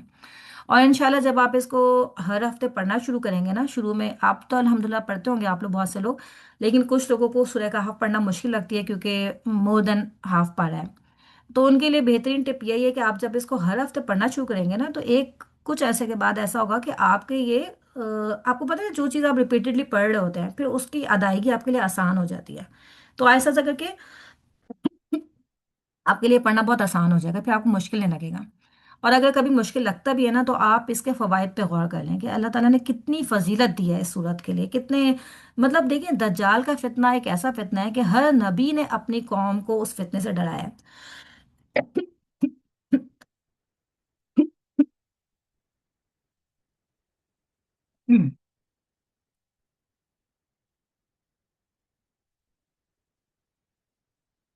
सॉरी। यानी हर नबी ने अपनी कौम को इस फितने से डराया है। तो वाकई कोई बहुत बड़ा फितना है ना ये। और जैसे दज्जाल के बारे में आपको पता ही है कि अल्लाह ताला उसको इतनी पावर भी देंगे कि वो आग को कहेगा ये पानी है तो वो पानी बन जाएगी, पानी को कहेगा आग है तो आग बन जाएगी। फिर अल्लाह ताला देखिए रिस्क भी उसके हाथ में फरावानी अता कर देंगे। तो हम, मतलब एक बहुत बड़ा फितना है, तो हम सबको बहुत एहतमाम करना चाहिए उससे बचने के लिए, इंशाल्लाह खुद भी और अपनी नस्लों के लिए भी। तो कोशिश यही करनी चाहिए कि एक अच्छे एहतमाम के साथ खुद भी सूरह कहाफ हम पढ़ें और अपने बच्चों को भी पढ़ने की तरगीब दिलाएं इंशाल्लाह। फिर मुस्ताहब ये भी है कि आप जुमे के दिन गुस्ल करें, फिर कसरत से दुआ मांगें, अच्छे साफ सुथरे कपड़े पहनना, खुशबू लगाना, मिसवाक करना। वैसे तो आपको पता है मिसवाक का बहुत अजर है, और हर नमाज के साथ अगर आप नमाज से पहले मिसवाक करते हैं तो आपकी नमाज का अजर 27 टाइम्स बढ़ जाता है। और नबी पाक सल्लल्लाहु अलैहि वसल्लम को मिसवाक इतनी पसंद थी कि जब आप हालत नज़ा में भी थे, हज़रत आयशा की गोद में आप जब सर रख के लेटे हुए थे, तब भी जब हज़रत आयशा के भाई गुजरे तो उनके हाथ में मिसवाक थी, तो आपने अपनी ख्वाहिश जाहिर की थी कि आपको वो मिसवाक मिल जाए। इसके अलावा नबी पाक सल्लल्लाहु अलैहि वसल्लम की हदीस भी है जिसका मफहूम है कि अगर मुझे अपनी उम्मत पर मुशक्कत का डर ना होता तो मैं हर नमाज के साथ मिसवाक का हुक्म देता। तो वैसे तो ज़ाहिर है देखो, आप इतनी प्यारी सुन्नत है कि हम सबको इसका एहतमाम करना चाहिए, और लेकिन स्पेशली जुमे के दिन मस्जिद में जाने से पहले ज़रूर मिसवाक करके जाना चाहिए। फिर ये कि प्याज लहसुन वगैरह खा के मस्जिद ना जाना, क्योंकि प्याज और लहसुन जब कच्चा खाया जाता है तो उसकी एक स्मेल मुंह में रह जाती है जो कि पसंदीदा नहीं है। इसीलिए ऐसी चीज़ें अवॉइड करनी चाहिए, क्योंकि ये फरिश्तों को भी तकलीफ देती है और आपके आसपास बैठे हुए लोगों को भी तकलीफ देती है। इसी में फिर आप देखें ये स्मोकिंग वगैरह भी आ जाती है कि सिगरेट वगैरह पी के भी फिर मस्जिद में नहीं जाना चाहिए। पैदल चल के मस्जिद की तरफ जाना अगर पॉसिबल है, अगर मस्जिद आपके घर से करीब है तो आप पैदल चल के जाएंगे, तो आप जितने कदम मस्जिद की तरफ लेके जाएंगे आपको हर कदम के बदले अल्लाह ताला उसका अजर देंगे। मस्जिद में अव्वल वक्त में जाने की कोशिश करना, इमाम के करीब होकर बैठना, लोगों की गर्दनों को ना फैलाना। इस तरह से मस्जिद में जाने के बाद कंकरी जैसे पत्थर होते हैं, चादर बिछी होती है, या अपने कपड़े होते हैं, अपने बटन्स कहीं लगे होते हैं, लोग उसके साथ खेलना शुरू कर देते हैं, ये भी नहीं करना चाहिए। किसी दूसरे शख्स को उठाकर उसकी जगह पे नहीं बैठना चाहिए। जुमे के दिन गुफ्तगू भी नहीं करनी चाहिए, घूंट मार के भी नहीं बैठना चाहिए। और इंशाल्लाह इन सब की डिटेल्स हम लोग पढ़ेंगे अभी। इसी तरह जुमे के दिन जब आप मस्जिद में पहुंचे तो आके ताहियतुल मस्जिद पढ़ना चाहिए। जुमे से कबल मस्जिद में किसी हल्का बंदी की सूरत में बैठना भी मना है। और जुमे के जो नमाज की बात की सुन्नतें हैं वो अदा करना, ये सब मुस्तहब आमाल हैं। थोड़ा थोड़ा सब इनकी डिटेल्स देख लेते हैं कि जैसे कि ये हमने पढ़ा कि जुम्मे के दिन फजर की नमाज में सूरत सजदा पहली रकत में और दूसरी रकत में सूरत दहा पढ़ना ये सुन्नत से साबित है। नबी पाक सल्लल्लाहु अलैहि वसल्लम इसका एहतमाम किया करते थे। तो अगर आप में से भी किसी को याद है ये सूरत, तो आप भी इसका एहतमाम कर सकते हैं। फिर इस तरह से दुरूद पढ़ने वाली बात तो हमारी हो चुकी है, सूरह कहफ की तिलावत की बात भी हो चुकी है। ठीक है। अच्छा, सूरह कहफ कब पढ़ी जाए? तो इसका जो बेहतरीन वक्त है वो फजर के तुलू होने के बाद से लेकर सूरज गुरूब होने से पहले पहले तक का है। ठीक है। यानी जरूरी नहीं है कि आप बिल्कुल एन मस्जिद जाने से पहले या मस्जिद से आने के बाद अदा करें। इसका टाइम है फजर के तुलू होने के बाद से लेके आप सूरज गुरूब होने से पहले पहले तक, यानी फजर से लेके मगरिब तक का जो आपका पूरा दिन है, इसमें आप किसी भी वक्त पे सूरह कहफ तिलावत कर सकते हैं। फिर दुआओं की बात हम काफ़ी डिटेल में कर चुके हैं कि हमें कसरत से दुआएं मांगनी चाहिए। जहाँ तक जुम्मे के दिन गुस्ल करने की बात है, अच्छा, इसमें आपको मुख्तलिफ अकवाल मिलेंगे कि जुम्मे के दिन गुस्ल करना ये वाजिब है या ये एक मुस्तहब अमल है। पहला कौल है कि जुम्मे के दिन गुस्ल करना मुस्तहब है, और ये कौल जमहूर उलमा का है। यानी तमाम जितने भी हनफी उलमा है, मालिकिया, शाफिया, हनाबला, तमाम आइमा अरबा का इस बात पे इत्तफाक है कि जुम्मे के दिन गुस्ल करना मुस्तहब है, ये वाजिब नहीं है। दूसरा कौल जो है वो इमाम इब्न हज़म ज़ाहिरी यानी ज़ाहिरिया का ये कौल है। वो कहते हैं कि जुम्मे के दिन गुस्ल करना वाजिब है, क्योंकि हमने जो अभी ऊपर अहादीस पढ़ी है उसमें आपने देखा कि कुछ अहादीस में नबी पाक सल्लल्लाहु अलैहि वसल्लम ने क्या फरमाया था कि जुम्मे का दिन एक बेहतरीन दिन है, इसमें तुम जो आए तो गुस्ल करके आए। मैं आपको एक छोटा सा मफहूम बता रही हूँ। किसी में आपको ये भी मिला है कि जुम्मे के दिन जब अब तुम नमाज के लिए आओ तो बेहतरीन वजू करके आओ। ठीक है। तो मुख्तलिफ अहादीस की बेस पे फिर इमाम इब्न तैमिया ने जो एक कॉल अपना दिया, जो कि एक राजे कॉल है, कि जुम्मे के दिन गुस्ल करना उस आदमी के लिए वाजिब है जिस आदमी से स्मेल आती हो। ठीक है। यानी अगर कोई आदमी, इसको पसीना आ रहा है या किसी वजह से उसके पास से बदबू आ रही है, तो उसके लिए तो वाजिब है कि वो जुम्मे के दिन गुस्ल करके आए, क्योंकि जुम्मे का दिन एक इज्तिमाइयत का दिन है, एक ईद का दिन है। आपको पता है वहाँ पे मस्जिद में बहुत सारे लोग इकट्ठे होते हैं, तो किसी को आपकी वजह से तकलीफ ना हो। ठीक है। लेकिन अगर किसी के साथ ऐसा नहीं है तो आप फिर ना भी गुस्ल करें, सिर्फ वजू करके भी चले जाएं तो भी ठीक है। और इन सब के पास अपने अपने दलाइल मौजूद हैं तीनों ने। ठीक है। जैसे कि हमने ऊपर भी अभी जिक्र किया, जो राजे कॉलम में से उन्हीं के दलाइल आपके साथ डिस्कस कर लेती हूँ कि हजरत अब्दुल्ला बिन अब्बास रजी अल्लाह ताला अन्हुमा का कौल है कि कुछ लोग अब्दुल्ला बिन अब्बास के पास आए और उन्होंने गुस्ल के बारे में सवाल किया कि जुम्मे के दिन गुस्ल करना वाजिब है या नहीं। तो हजरत अब्दुल्ला बिन अब्बास रज़ी अल्लाह ताला अन्हुमा ने जवाब दिया कि जुमे के दिन गुस्ल करना वाजिब नहीं है, लेकिन ये बेहतर और अफजल है। फिर उन्हें कहा कि आइए मैं आपको बतलाता हूँ कि गुस्ल कैसे शुरू हुआ। तो गुस्ल का हुक्म बेसिकली क्यों दिया गया, वो इस वजह से दिया गया कि जब जिस ज़माने की बात है, पुराने ज़माने में, उसमें लोग बहुत ज़्यादा मेहनत और मुशक्क़त किया करते थे और उनके पास ज़ाहिर है कपड़े भी बहुत ज़्यादा नहीं हुआ करते थे, तो कपड़े, मोटे कपड़े पहन के वो मेहनत किया करते थे और उसी हाल में वो नमाज के लिए आ जाया करते थे। तो वो मोटे कपड़े होते थे, उसमें पसीना उनके मतलब पसीने की स्मेल उसमें एक तरह से बस जाती थी। फिर वो जब मस्जिद में आते थे तो लोगों को उससे तकलीफ होती थी। तो इसलिए फिर उसमें नबी पाक सल्लल्लाहु अलैहि वसल्लम ने उस वक्त यही इरशाद फरमाया था कि आप लोग गुस्ल करके आए और जिसके पास बेहतरीन कपड़े वो बेहतरीन कपड़े पहन के आए। ठीक है। तो लेकिन ये है कि अब ये हुक्म है आपके लिए एक जर्नल, क्योंकि कहीं कहीं पे हमें सिर्फ वजू का हुक्म भी मिलता है। तो एक जर्नल हुक्म यह है कि अगर आप ज़रूरत महसूस करें तो बहुत अच्छी बात है, अगर आप जो है वो गुस्ल करके जाए, अच्छे कपड़े पहन के जाए, खुशबू लगा के जाए। ठीक है। लेकिन अगर आप किसी मजबूरी की वजह से गुस्ल नहीं कर पाते किसी वजह से, तो भी आप गुनहगार नहीं होंगे। ठीक है। आपको ज़ाहिर है एक मुस्तहब अमल आप छोड़ रहे हैं, सुन्नत अमल छोड़ रहे हैं, वो आपका एक रिवॉर्ड कम हो जाएगा, लेकिन आप गुनहगार नहीं होंगे। अच्छा, अब एक और मसला ये कि जुम्मे के दिन गुस्ल कब करना चाहिए। ठीक है। यानी कौन सा टाइम ऐसा है जिस टाइम आपको जुम्मे के दिन का गुस्ल करना चाहिए। इसमें भी आपको मुख्तलिफ अकवाल मिलेंगे। पहला कॉल ये है, जो कि अहले इल्म का कॉल है, वो कहते हैं कि जिस वक्त इंसान ने जुम्मे के लिए जाना है उसके साथ ही गुस्ल होना चाहिए।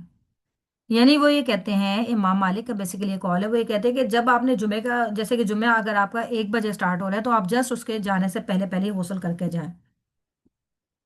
दूसरा कॉल है, वो ये कहते हैं कि जुम्मे की रात से लेकर अगले दिन सूरज गुरूब होने तक, यानी पूरे के पूरे 24 आवर्स, ये है कि इस वक्त में आप किसी भी टाइम पे गुस्ल कर ले तो आपका गुस्ल हो जाएगा।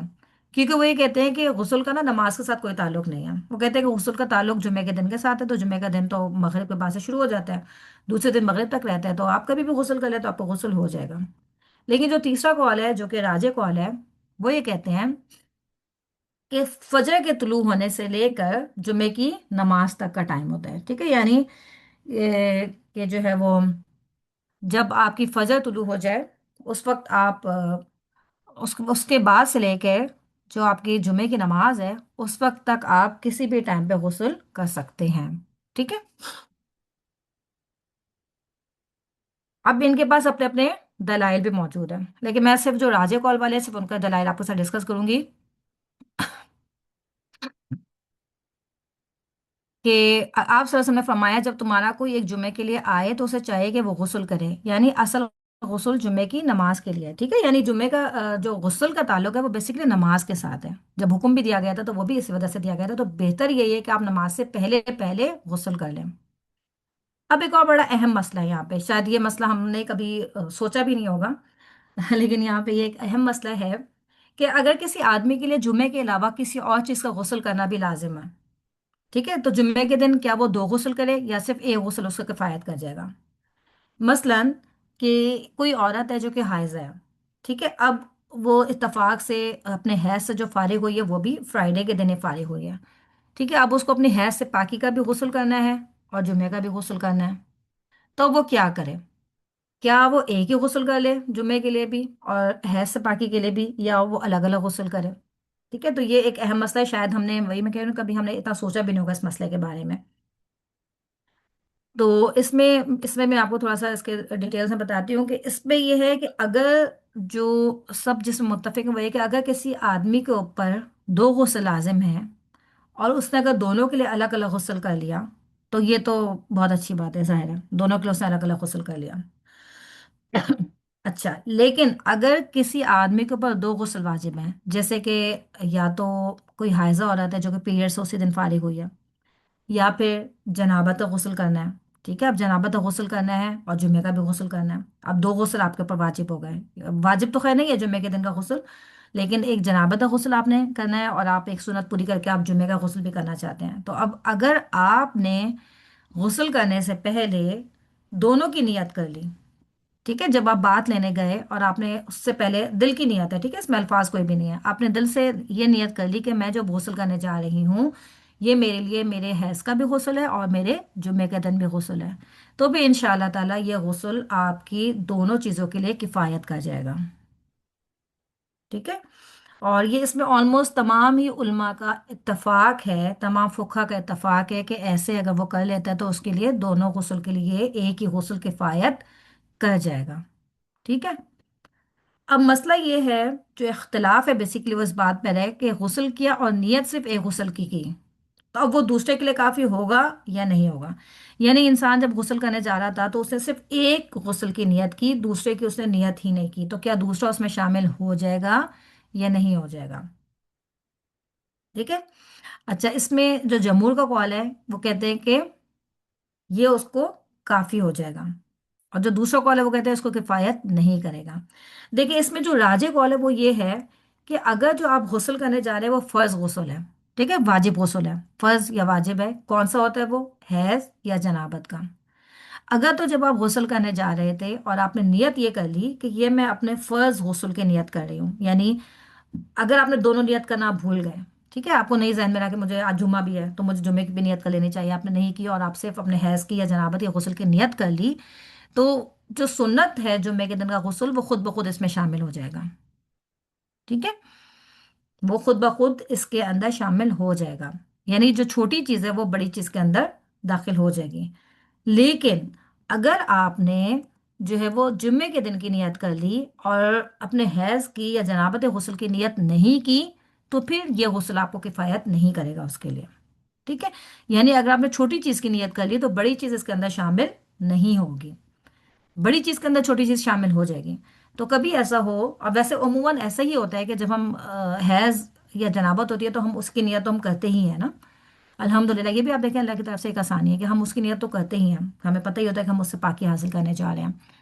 तो उसमें फिर इंशाल्लाह आपका जो जुम्मे के दिन की भी जो सुन्नत वाला गुस्ल है वो भी खुद ब खुद उसमें शामिल हो जाएगा। ठीक है, किसी को कोई कंफ्यूजन तो नहीं है यहाँ पे जो हमने सारी बात की है?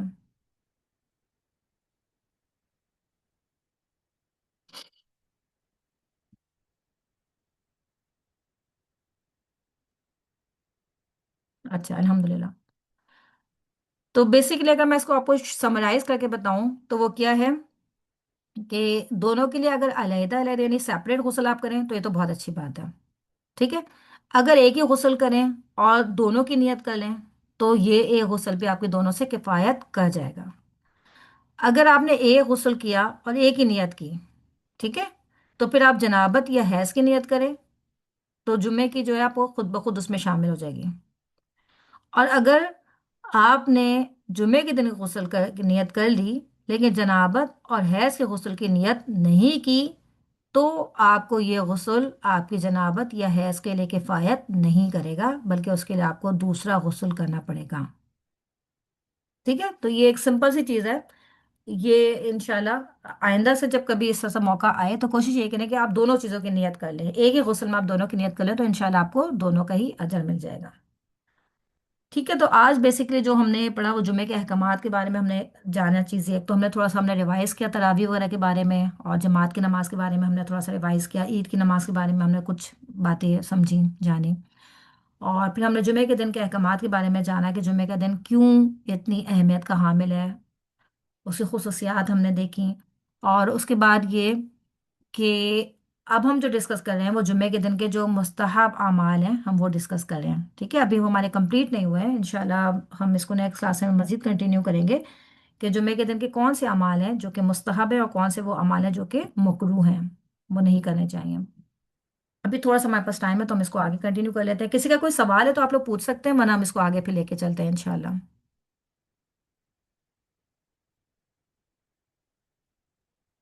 चले हम इसको थोड़ा जितना जी, जी भूषण। आज आगे स्टार्ट। ठीक है, हम इंशाल्लाह इसको आगे कंटिन्यू करते हैं। तो जुमे के दिन के लिए अच्छे कपड़े पहनना, ठीक है, अगर किसी के पास नए कपड़े पहनना जरूरी नहीं है, लेकिन जो भी आपके अच्छे साफ सुथरे कपड़े हों वो आप पहने। और इत्र वगैरह के एहतमाम भी करना चाहिए। ठीक है, लेकिन औरतों को इसको अवॉइड करना चाहिए कि औरतें बहुत ज़्यादा खुशबू लगा के जो है वो मस्जिदों में या घर से बाहर नहीं निकले।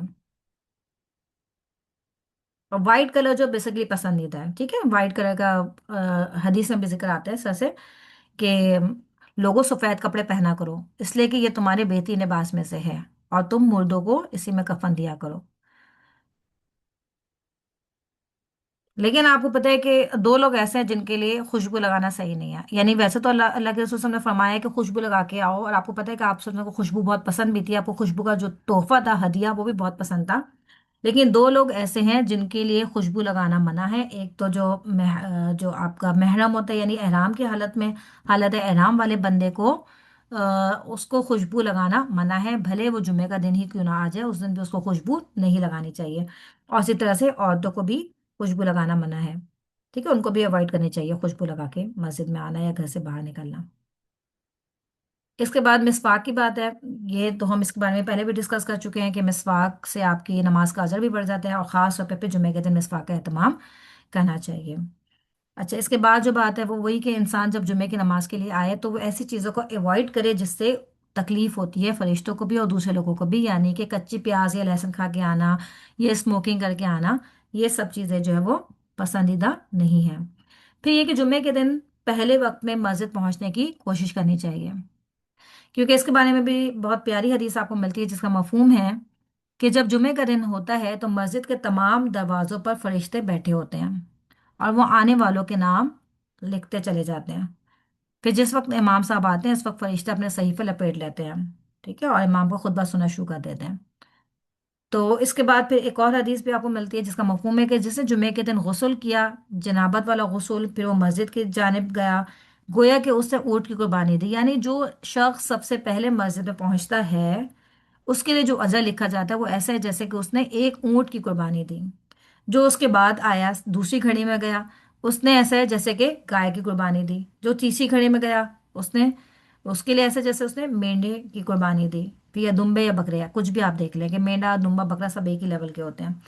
جو چوتھی گھڑی میں گیا اس نے ایسا ہے جیسے کہ مرغی کی قربانی دی، اور جو پانچویں گھڑی میں گیا اس نے انڈے کا صدقہ خیرات کیا، اور اس کے بعد جب فرشتے اپنے صحیفہ لپیٹ لیتے ہیں، امام صاحب منبر پہ آ جاتے ہیں، تو پھر جو ہے سب کا اجر بھی ایک جیسا برابر ہو جاتا ہے۔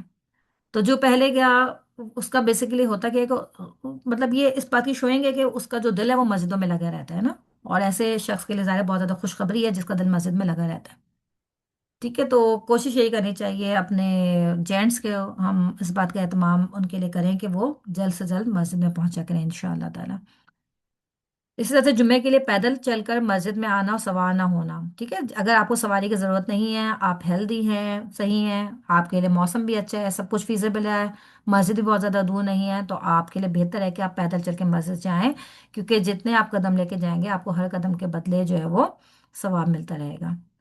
تو میں خیال صاحب آپ کا ٹائم بھی کیونکہ ختم ہو گیا، تو آج ہم اپنا یہیں تک رکھتے ہیں، انشاءاللہ نیکسٹ کلاس میں ہم اس سے آگے کنٹینیو کریں گے۔ سبحانک اللہم و بحمدک، نشہد ان لا الہ الا انت، نستغفرک و نتوب الیک، ربنا تقبل منا انک انت السمیع العلیم وتب علینا انک انت التواب الرحیم۔ السلام علیکم ورحمۃ اللہ وبرکاتہ، جزاکم اللہ خیر۔ وعلیکم السلام ورحمۃ اللہ وبرکاتہ۔